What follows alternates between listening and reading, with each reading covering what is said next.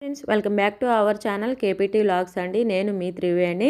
ఇవాళ అయితే మరో కొత్త రెసిపీతో మీ ముందలకైతే వచ్చేసాను. ఏంటిది అని అంటారా, కర్ణాటక స్పెషల్ దొన్ని బిర్యానీ అండి. వెజిటేబుల్తోనైతే చేశాను. ప్రాసెస్ అయితే చాలా సింపుల్, చాలా టేస్ట్గా కూడా ఉంటుంది. పిల్లలకి ఇలా డిఫరెంట్గా అయితే చేసి పెట్టండి. లంచ్ బాక్స్లో బోరింగ్ లేకుండా అయితే ఉంటుంది. పిల్లలు చాలా ఇష్టంగా కూడా తింటారు. మరి ప్రాసెస్లోకి అయితే వెళ్ళిపోదామా. ప్యాన్ అయితే పెట్టుకొని కొంచెం ఆయిల్ అయితే వేసుకొని దానిలో మిరియాలు, చెక్క, లవంగా అయితే వేసుకొని ఫ్రై చేసుకోవాలి. అలానే 4 పచ్చిమిర్చి కూడా వేసుకొని ఫ్రై అయితే చేసుకోండి. తర్వాత ఆలుగడ్డ ఒకటైతే సన్నగా చాప్ చేసుకొని వాటర్ కంటెంట్ పోయేంతవరకు అయితే మగ్గనివ్వాలి. తర్వాత దానిలోకి ఒక పిడికెడు వచ్చేసేసి పుదీనా, ఒక పిడికెడు కొత్తిమీర కూడా వేసుకొని ఆ వాటర్ అంతా ఇంకిపోయి దగ్గరకు అయ్యేంతవరకు అయితే వీటిని అయితే ఫ్రై అయితే చేసుకోండి. బాగా అయితే ఫ్రై అవ్వాలండి. అంటే మాడిపోయేంత వరకు కదా, వాటర్ కంటెంట్ అంతా పోయి దగ్గరకు వచ్చేంత వరకు పచ్చివాసన పోతుంది. అప్పుడైతేనే టేస్ట్ అయితే బాగుంటుంది. చూడండి, ఇలా కలుపుతా అయితే ఇలా దగ్గరకు వచ్చేంత వరకు అయితే నేనైతే ఫ్రై చేసుకున్నాను. దీన్ని అయితే పక్కకు పెట్టేసుకొని మిక్సీ జార్కి అయితే వేసుకొని మిక్సీ అయితే వేసేసుకోండి. మరి కావాల్సిన వెజిటేబుల్స్ అన్నీ తీసుకున్నాను. మీ దగ్గర ఏవి అవైలబుల్గా ఉంటే అవన్నీ తీసుకోండి. నా దగ్గర అయితే ఇవే ఉన్నాయి. అలానే మనకి హోల్ స్పైసెస్ కూడా కావాలి అండి. బిర్యానీ స్పైసెస్ ఉంటాయి కదా, ఇంకా అవన్నీ కూడా తీసుకుని నేనైతే కుక్కర్లో చేస్తున్నాను. మీరైతే మామూలుగా ఇది అన్నం గిన్నెలోనైనా వండుకోవచ్చండి. ఇంకా ముందైతే కుక్కర్ అయితే పెట్టేసుకొని ఆయిల్ అయితే హీట్ అయిన తర్వాత హోల్ స్పైసెస్ అన్నీ వేసుకొని ఫ్రై అయితే చేసేసుకున్నాను. ఇంకా స్పైసెస్ అన్నీ ఫ్రై అయిపోయిన తర్వాత ఆనియన్స్ కట్ చేసి పెట్టుకున్నాం కదా, ఆనియన్స్ కూడా ఫ్రై అయితే చేసుకోవాలండి. ఇవైతే కొంచెం దోరగా వేగితే చాలు. తర్వాత సన్నగా చాప్ చేసుకున్న టమాటో ముక్కల్ని కూడా దీనిలోకి అయితే యాడ్ చేసుకొని అవంతా దగ్గరకు వచ్చేంతవరకు అయితే మగ్గనిచ్చుకుంటున్నానండి. టమాటాలు ఎప్పుడైనా కూడా కొంచెం ఫ్రై అయితే గ్రేవీ లాగా అయితే తయారవుతుంది కదా, ఎప్పుడు టమాటోస్ అప్పుడే టేస్ట్ అయితే వస్తుంది. ఇంకా టమాటోస్ అయితే మగ్గాయండి. దానిలోకి నేనైతే అల్లం వెల్లుల్లి పేస్ట్ అయితే యాడ్ చేసుకొని ఫ్రై అవనిస్తున్నాను. పచ్చివాసన పోయేంతవరకు చూడండి. పచ్చివాసన పోయింది. కొంచెం పసుపు అయితే యాడ్ చేసుకున్నాను. పసుపు యాడ్ చేసుకున్న తర్వాత మనం ముందుగా పేస్ట్ చేసి పెట్టుకున్నాం కదా, ఆ గ్రేవీని అయితే తీసుకొని వచ్చి దీనిలోకి అయితే యాడ్ చేసుకున్నానండి. ఈ గ్రేవీ పచ్చివాసన పోయి ఆయిల్ పైకి తేలేంతవరకు అయితే ఇలా తిప్పుతూనైతే కలిపి పెట్టుకోవాలండి.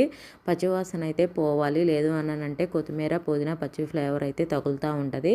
తర్వాత మనం కట్ చేసి పెట్టుకున్న వెజిటేబుల్స్ ఏవైతే ఉంటాయో అవన్నీ అండి. దీనిలో బీన్స్ వేసుకోవచ్చు, బఠానీ వేసుకోవచ్చు, క్యాలీఫ్లవర్ ఉంటే క్యాలీఫ్లవర్ వేసుకోవచ్చు, ఎనీథింగ్ అండి, ఏదైనా వేసుకోవచ్చు వెజిటేబుల్స్లో. నా దగ్గర అయితే ఇవే ఉన్నాయి కాబట్టి ఇవే వేసుకొని అయితే చేస్తున్నాను.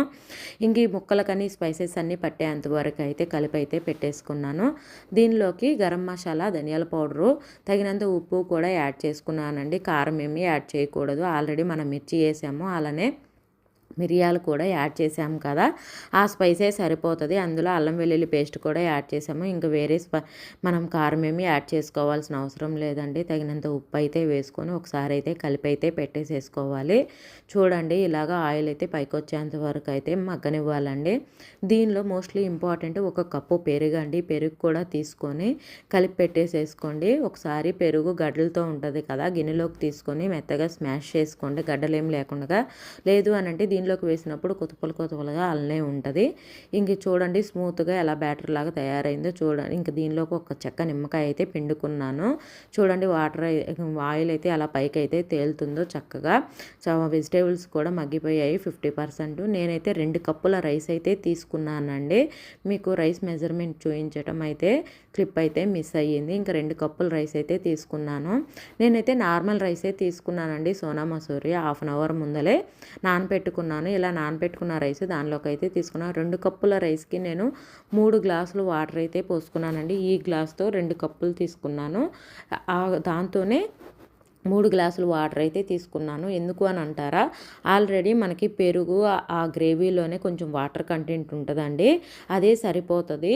అందుకని చెప్పేసి నేనైతే చాలా తక్కువ వాటర్ అయితే తీసుకున్నాను. లాస్ట్ ఫైనల్గా ఒకసారి అయితే కలిపేసుకొని ఒక స్పూన్ గీ అయితే యాడ్ చేసుకొని 2 విజిల్స్ వచ్చేంత వరకు అయితే నేనైతే కుక్కర్ అయితే పెట్టుకున్నానండి. 3 విజిల్స్ అయితే అడుగు పట్టేస్తుంది, 2 విజిల్స్ చాలు.